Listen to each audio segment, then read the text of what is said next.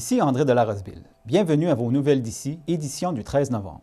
Voici le contenu de l'émission de cette semaine. M. Roch Audet nous parle du retour du bureau de la SAAQ à Bonaventure. Le réseau Biblio de la Gaspésie-Île-de-la-Madeleine organise un concours de coloriage de Noël pour les jeunes de 10 ans et moins. Access Cycle et le Centre La Joie de Vivre lancent 5 capsules pour faire la promotion des services d'Access Cycle et du vélo adapté. Le Rock Gym à la séance ordinaire du conseil d'administration du CI3S de la Gaspésie. Conférence de Mme Karen Larocque à l'occasion de la Semaine nationale des proches aidants. Mme Diane Leboutillier nous parle du régime de pension du Canada. M. Jacques Langelier du Centre d'action bénévole de Gascon-Percé nous parle du comptoir vestimentaire. La deuxième partie du jeu questionnaire sur l'histoire de Passepébiac avec la participation des jeunes de l'école La Source. Suite à la fermeture des bureaux de la SAC au printemps dernier, pour cause d'incendie majeur, le maire de Bonaventure, M. Roch Audet, nous parle du retour temporaire et permanent des bureaux de la SAC à Bonaventure. C'était très attendu comme décision. En fin de compte, ça nous a été confirmé la semaine dernière ou l'autre à peu près, là, pour comme quoi que, officiellement, il avait trouvé un local. On savait que depuis déjà plusieurs semaines, plusieurs mois, que la volonté de la SAC, c'était de revenir à Bonaventure de façon temporaire et permanente. Dans la séquence, bien évidemment, il fallait être patient. Il fallait être patient qu'il trouve un local adéquat pour pouvoir accueillir de façon temporaire les employés puis d'offrir le service à l'ensemble de la population.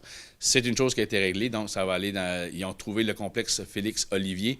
Pour ceux qui se souviennent, c'est l'ancienne salle de quai à Bonaventure sur la rue Louis-Bourg. Donc, les bureaux de la SAC devraient être prêts, ce qu'on m'a dit, début mi-décembre. En tout cas, ils souhaitent beaucoup avant les fêtes, donc c'est une question d'aménagement, de préparation. Ça devrait être réglé pour ce volet-là. L'autre volet, c'est après les fêtes, ce qu'on m'a dit, c'est qu'on partait en processus d'appel d'offres pour trouver un lieu permanent. Donc, ils vont sortir d'une série de critères, puis les gens de Bonaventure vont pouvoir envoyer leur soumission, puis obtenir probablement le site permanent. Donc, c'est très attendu. On s'attend que 2017 devrait être une bonne année pour retrouver le centre dans un nouveau bâtiment. Mais actuellement, on s'en va vers un bâtiment temporaire qui se trouve être le Félix-Olivier.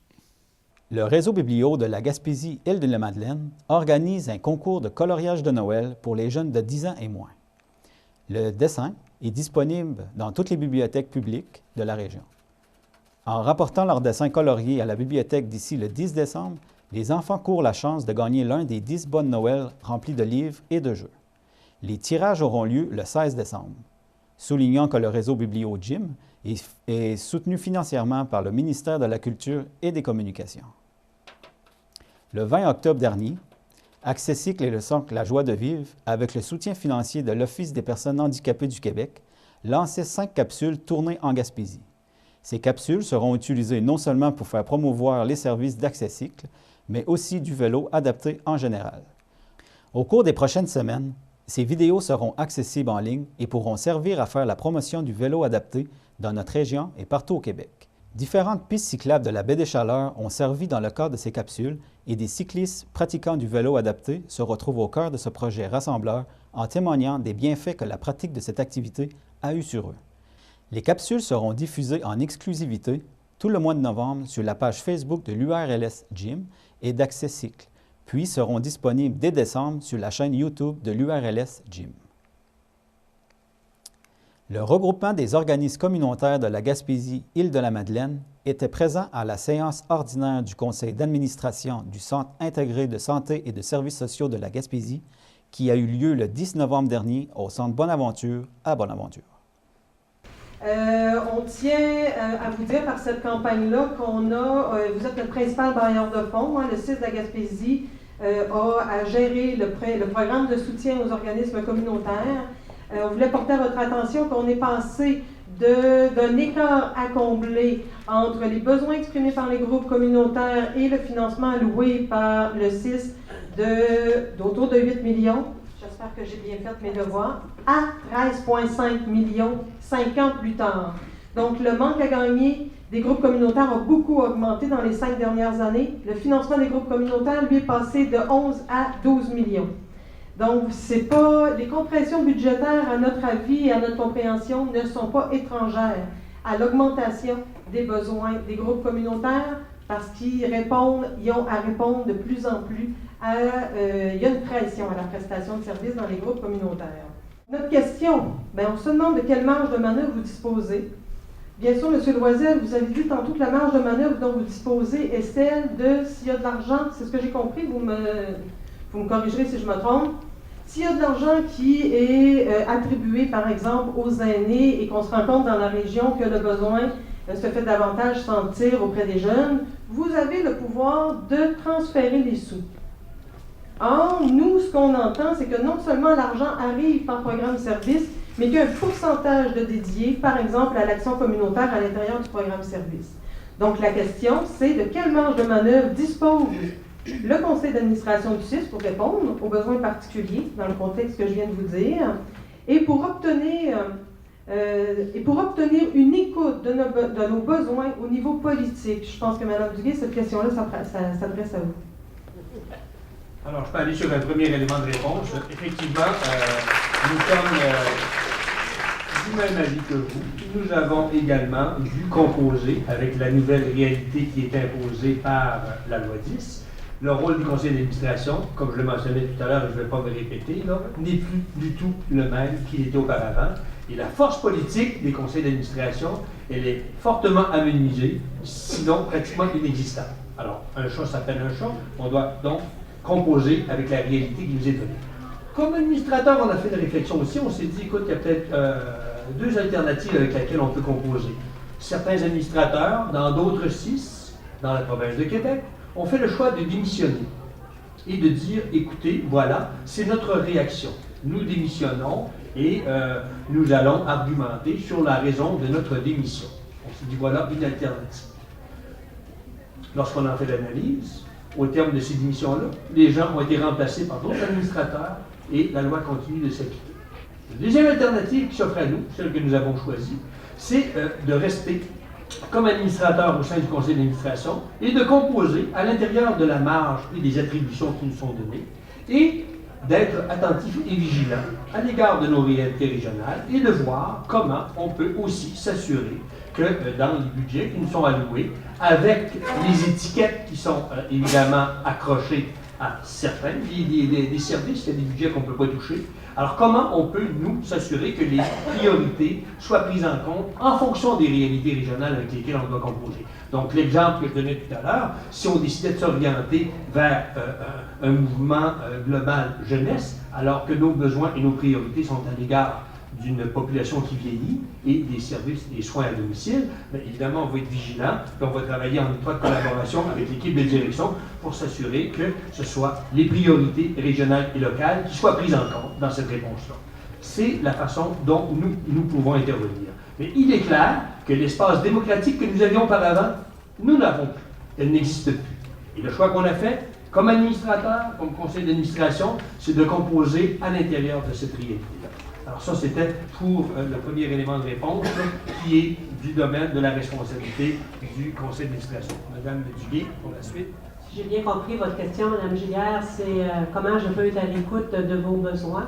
Comment vous pouvez porter au niveau politique les besoins particuliers des groupes communautaires, bien sûr, mais de la région également. C'est ça.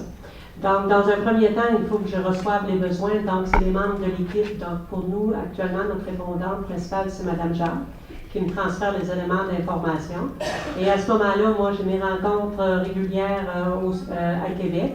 Et dépendamment des besoins qu'on retient, des recommandations du comité de direction, ce sont les dossiers que je porte.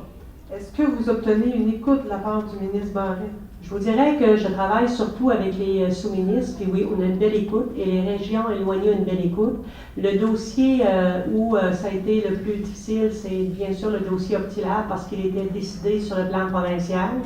Mais on a eu des rencontres avec les sous-ministres avec lesquels je travaille pour les réalités particulières des régions éloignées. Et ces gens-là nous supportent dans nos dossiers. Alors voilà, Mme Giguère. C'est juste pour conclure, je veux vous dire que les membres du Rock Gym ont demandé à leur regroupement de venir vous rencontrer à chacune des séances publiques de vos conseils d'administration. À ces moments-là, on va amener notre personnage qui, pour nous, comme je vous disais, symbolise notre attachement aux espaces démocratiques. Et puis, j'ai envie J'ai entendu un jour Denis Bourque, je ne sais pas si vous connaissez Denis Bourque, qui est je finis, qui a appelé, qui disait que pour réussir et renforcer les milieux, on doit être capable de faire preuve de délinquance. J'ai envie de vous appeler à un peu de délinquance pour répondre à nos besoins. Lors de la Semaine nationale des proches aidants qui fut du 3 au 9 novembre, nous nous sommes déplacés mercredi dernier au local de la MRC du Rocher-Percé, situé à Chandler, pour y rencontrer 3 personnalités importantes pour leur implication pour la communauté. Cette semaine, c'est la Semaine nationale des proches aidants. En fait, il y a des activités qui sont organisées sur l'ensemble du territoire de la Gaspésie-des-Îles pour souligner le travail des proches aidants. On sait que 85 % des soins aux aînés sont donnés par des proches aidants à domicile. Donc, c'est vraiment pour souligner leur rôle, pour valoriser aussi le rôle des proches aidants, mais non seulement valoriser leur rôle, mais aussi apporter une certaine sensibilisation au niveau de l'entourage du proche aidant. Dans le fond, souvent, si on a un proche aidant qui est dans notre entourage, le plus beau cadeau qu'on peut lui faire, c'est vraiment de lui offrir du répit, de lui offrir du temps pour lui, de l'aider dans ses tâches. Donc, si j'avais un message aujourd'hui à adresser aux proches aidants, ce serait, il y a des services qui sont là pour vous. Donc, informez-vous, allez chercher les services. Nous, à l'appui, on a une ligne info-aidant au 1-855-8-l'appui. C'est vraiment une ligne d'information, mais de référencement pour répondre à vos besoins. Dans le cadre de la Semaine des proches aidants, aujourd'hui, on avait 2 activités principales.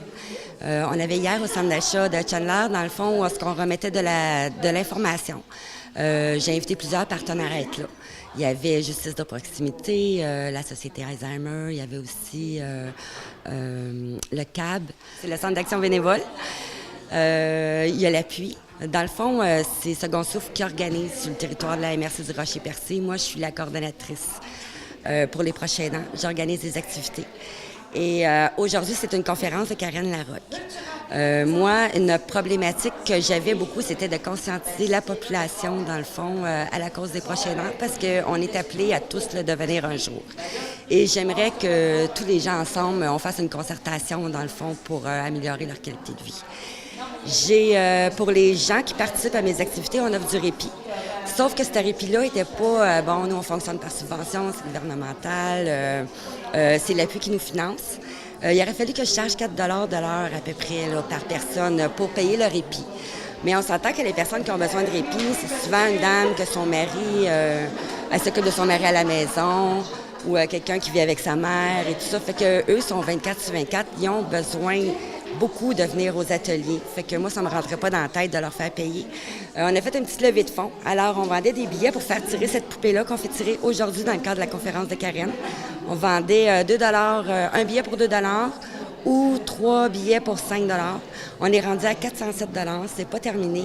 Et j'aimerais dire que 407 $, c'est 100 heures de répit. Je suis super contente parce que ça, c'est dans un court laps de temps.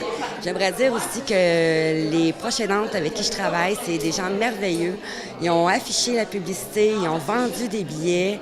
Ils s'impliquent beaucoup à l'intérieur du programme. Puis, je trouve que c'est un beau cadeau qu'ils me font. Puis, ça me fait plaisir de travailler avec elles. Fait que la conférence de Karen, c'est un plus aujourd'hui. Là. Je sais que tout le monde va sortir le cœur un petit peu plus léger. Aujourd'hui, en fait, on a une conférence pour les proches aidants. J'ai intitulé la conférence « Choisir la santé psychologique ». Parce que des fois, on ne pense pas, mais être un proche aidant, ça met à rude épreuve l'équilibre psychologique. Puis c'est important que les proches aidants fassent les bons choix pour prendre soin d'eux autres, pour être capables, en fait, de continuer à aider les gens.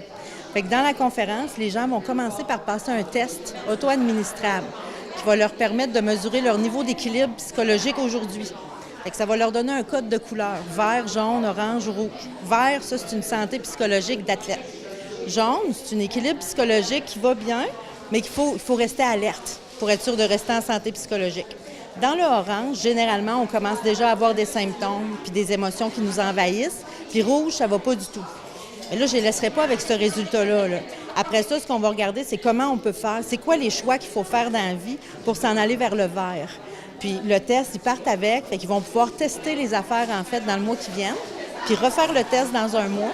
Puis à ce moment-là, ils vont pouvoir s'ajuster puis continuer de mesurer leur état psychologique pour s'assurer de rester en équilibre psychologique. Parce que j'ai une collègue qui disait, l'important dans la vie, c'est pas la grosseur de la vague, c'est l'équilibre du marin. Fait que là, quand il y a un proche aidant, il y en a de la vague. Mais là, dans le fond, le but après-midi, c'est de les outiller pour qu'ils soient capables de rester en équilibre malgré les vagues qu'ils doivent traverser. Madame Diane Leboutillier est venue nous rendre visite afin de nous parler du supplément du revenu garanti. Je voudrais vous parler maintenant du régime de pension du Canada, mais surtout du supplément du revenu garanti. Au niveau du gouvernement, on a aboli au courant de l'été l'âge de la retraite. On est passé, sous l'ancien gouvernement, on avait mis l'âge de la retraite à 67 ans. On a mis, le gouvernement actuel, on a mis l'âge de la retraite maintenant à 65 ans. Pour moi, c'est important parce que dans des milieux, dans des régions, puis des milieux comme la Gaspésie, les îles de la Madeleine, où on a surtout des gens qui ont travaillé dur physiquement, que ce soit dans le secteur des pêches, que ce soit en forêt.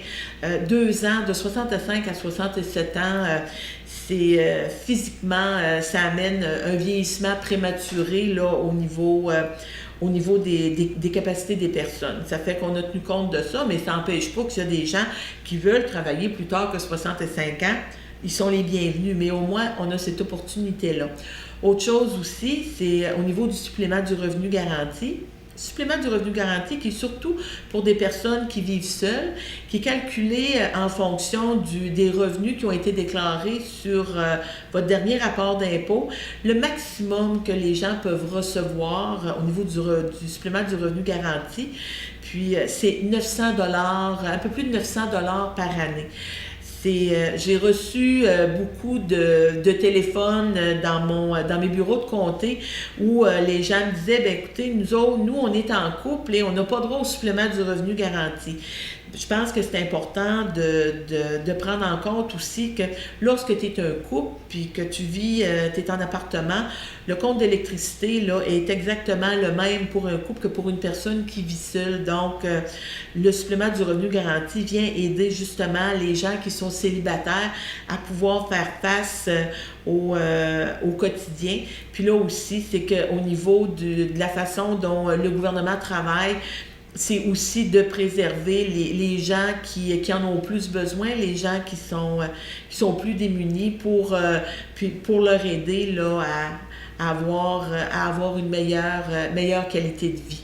Fait que j'espère que l'information saura vous satisfaire, mais soyez assurés qu'on continue de travailler très fort pour nos personnes âgées et nos aînés pour qu'ils aient la meilleure qualité de vie possible, tout en demeurant à domicile dans leur milieu. Nous avons rencontré M. Jacques Langelier du Centre d'action bénévole Gascon-Percé pour nous parler de l'un de leurs services à faire, le comptoir vestimentaire.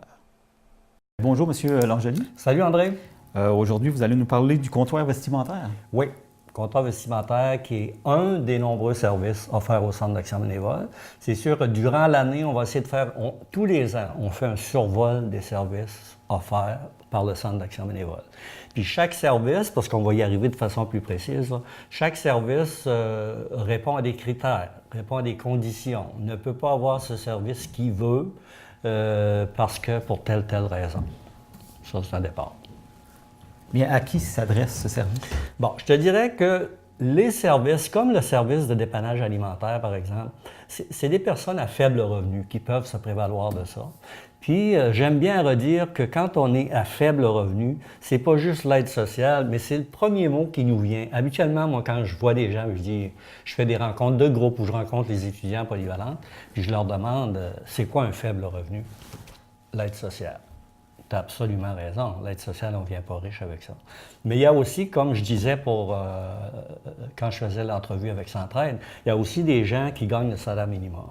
Et on ne peut pas venir riche avec ça. Le salaire minimum m'assure d'un revenu certain chaque semaine, mais est-ce que je suis capable de pallier aux imprévus qui arrivent? Moi, ma sécheuse manque, mon frigo manque, etc. C'est des grosses dépenses, puis à 11-12 piastres de l'heure, c'est pas évident que je peux mettre beaucoup d'argent de côté. Et il y a aussi le fameux phénomène du chômage, dans le sens que le chômage, d'abord, quand tu arrives pour demander le chômage, malheureusement, tu as été mis à pied temporairement, mais le chômage, ça prend toujours 2 semaines d'attente pour le moment, même si ça va changer, ça va revenir à 1 semaine. Puis c'est aussi à 50-55 % de ce que tu gagnais. Mais si tu gagnais 12 piastres de l'heure, on peut dire que maintenant, pendant ta semaine, tu vas recevoir 6 piastres de l'heure, moins l'impôt.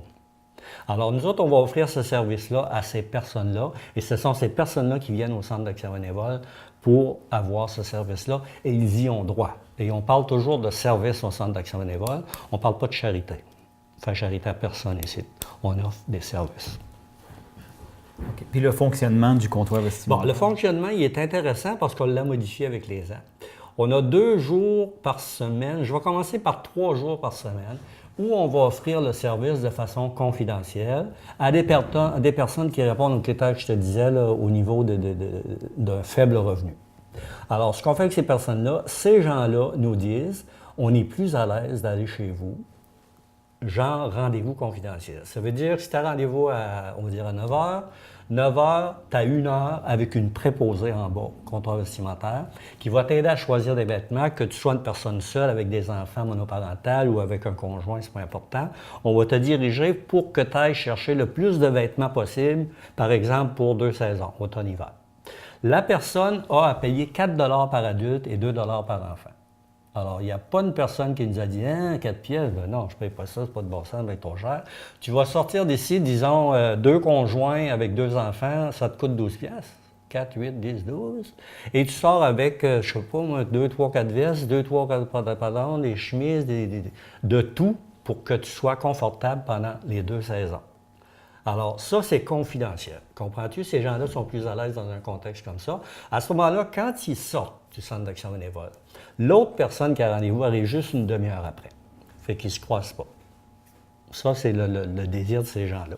Ça, c'est le premier fonctionnement. Puis, en tout cas, les gens qui disent « je suis mieux là-dedans », on leur fait une place. Il n'y a aucun problème avec ça. Puis, on a 2 jours aussi où on va ouvrir au public en général. On ouvre au public en général. Pourquoi? On a dû en arriver là, parce que d'abord, on en parle à la population est d'accord avec nous autres. Nous autres, on est toujours en manque de financement. Toujours en manque de financement. Tu vois, la confiture Centraide, c'est pour aller chercher du financement Centraide. On peut faire des ventes de garage, on peut faire toutes sortes d'activités pour aller chercher de l'argent, parce qu'on n'en a pas assez. Alors, on dit aux personnes qui nous apportent du linge, bien, regarde, nous autres, si on ouvrait 2 jours par semaine à toute la population, on pourrait vendre les vêtements à l'unité. Ça veut dire un pantalon, tu le paierais 1,5 pièce, une chemise, tu le paierais 2 pièces, je ne sais pas. Ces argents-là, à un moment donné, je ne sais pas, disons dans la journée, j'ai fait 400-500 pièces. Ces argents-là sont retournés directement dans les services.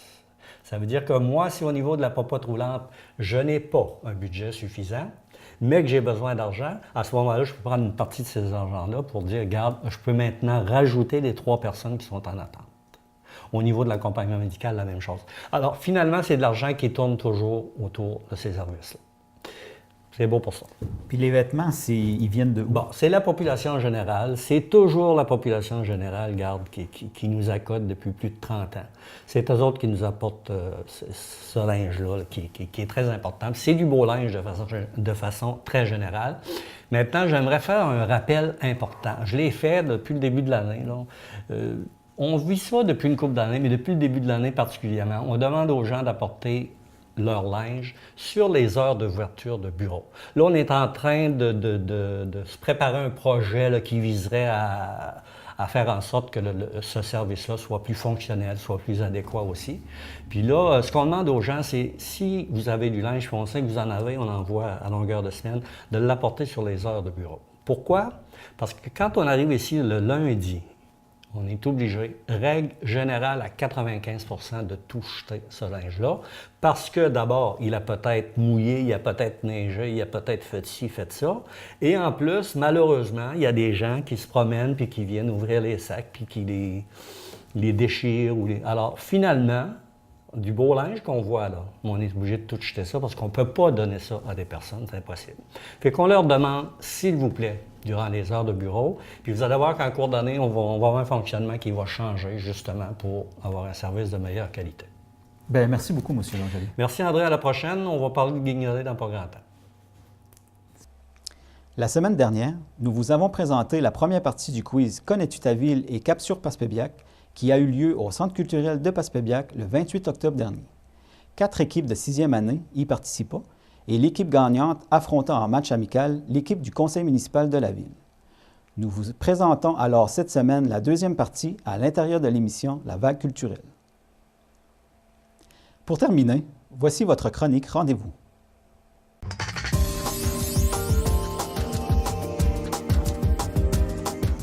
L'Atelier d'art de Chandler vous invite à la magie de Noël qui se tiendra le 17, 18, 19 et 20 novembre.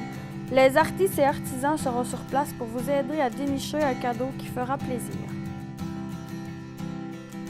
Les Impropésiens au Centre culturel de Passepébiac le samedi 19 novembre à 20h. Un spectacle cocasse et divertissant. Admission 5 $.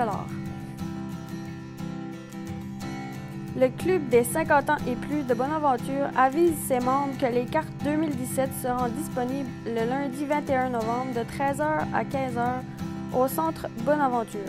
Les billets pour le souper de Noël du 4 décembre prochain seront également disponibles. Souper de Noël au Club des 50 ans et plus de Passepébiac le samedi 10 décembre.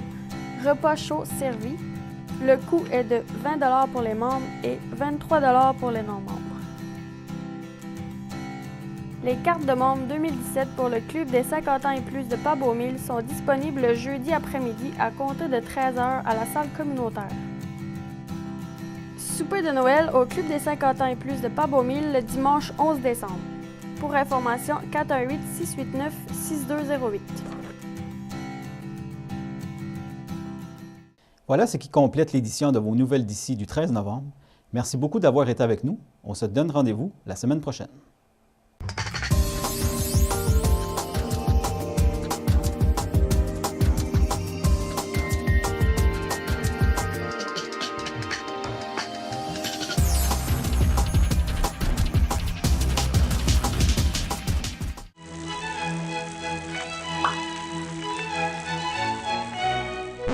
Salut, on est présentement à Pas-Beau, devant le Centre pour personnes handicapées, la joie de vivre.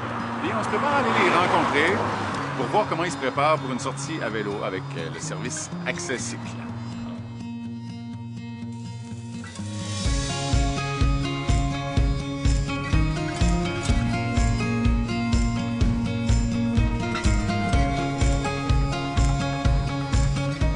Accessible, c'est un organisme d'abord qui a vu le jour dans la baie des Chaleurs et ils font la promotion du sport adapté auprès des personnes à mobilité réduite. Ce sont bien sûr les gens qui ont des limitations physiques, des limitations intellectuelles, aussi les gens qui ont des handicaps visuels. On a une superbe piste cyclable qui est sur le circuit des bâtisseurs, qui est un circuit qui est très très fréquenté. Donc les gens y appellent, ils font une réservation. Ça peut être pour 1 heure, ça peut être pour une demi-journée, comme ils veulent. Aussitôt qu'ils l'essaient, c'est gagné. Là. Fait que, c'est comme pour une remise en forme, c'est aussi pour s'intégrer à la communauté, de faire du sport aussi. Puis pour Charles Robert, ça lui permet, vu son diagnostic d'autiste, entre autres, embarquer sur un vélo à 2 roues, des fois des pertes d'équilibre, tout ça. Part avec son vélo, je le perds de vue, puis il n'y a pas d'inquiétude. Je sais qu'il se promène, puis il profite du paysage, il profite de la nature, il profite de tout. Parce qu'il y a géré le vélo d'un, gérer les voitures, tandis que là, sur une piste comme ça, cyclable, il y a juste besoin d'être bien, finalement. Si je prends l'exemple de Marie-Claude, qui va appeler elle-même pour réserver le vélo, la journée qu'elle décide avec l'heure, ça crée de l'autonomie aussi. Puis aussi, ça lui permet de faire un sport qu'elle n'a pas besoin de faire avec la joie de vivre. Elle le fait par elle-même. Oui, les gens sont curieux, justement, de voir les vélos. Puis souvent, mais il y a des gens qui ne pensent pas que ça existe, ce genre de vélo-là, que c'est possible pour une personne à mobilité réduite de faire ça. Fait que quand ils nous voient, c'est comme l'étonnement, puis c'est wow, là, tu sais, c'est vraiment génial. Puis c'est super pour le maintien justement des acquis là, qu'on a ou le développement de nouveaux acquis là. Dans mon cas, avec ma limitation physique, c'est sûr que de faire du sport, ça va comme contrer l'évolution de la maladie aussi, là. Moi, j'utilise mes bras quand je fais du vélo pour me propulser. C'est sûr que ça va m'aider pour me relever, puis pour faire, parce que je vais prendre de la force, là. C'est de l'inclusion, puis de l'intégration. C'est vraiment se sentir comme monsieur et madame tout le monde. Moi aussi, je suis capable de faire du sport. Moi aussi, je suis capable. Je suis pas juste à la maison à rien faire, là, à la devant de l'ordinateur. Là, je fais du sport, moi aussi. Comment tu t'es senti la première fois que tu avais embarqué ça? C'est fou, là. C'est fou. Juste de s'asseoir là-dessus, là. Ah, tu sais, c'est comme... on a l'impression d'être quasiment comme dans un manège au cirque. C'est le feeling que ça me donne, tu sais. Quand le moral va bien, ben, le reste va bien. Fait que, ça se passe souvent entre les deux oreilles. Hein? Fait que faire du vélo, là, on peut pas ne pas avoir le sourire après ça. Là. C'était pas de ça.